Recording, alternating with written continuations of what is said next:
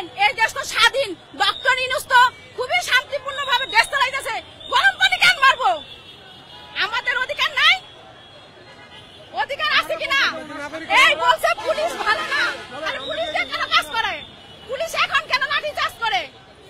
আমাদের ন্যায্য দাবি সরকার মেনে নিচ্ছে না, যার কারণে আমরা আজকে আমরণ আন্দোলন শুরু করে দিয়েছি।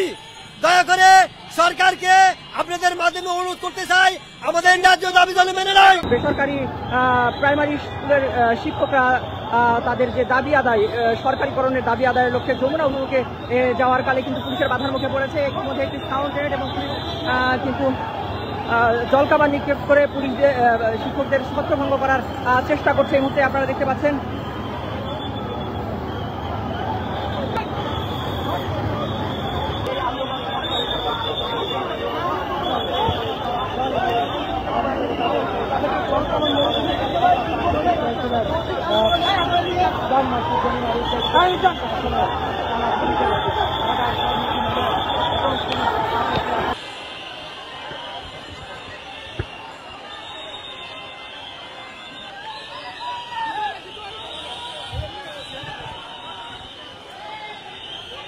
প্রাইমারি সরকারিকরণের জন্য এই দাবিতে আমরা সকাল থেকে আছি, বারবার বলতেছি, শুনতেছে না।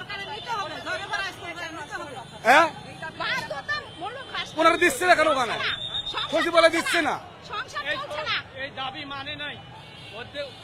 বাধ্য হয়েছি আমরা লং মার্চ করার জন্য।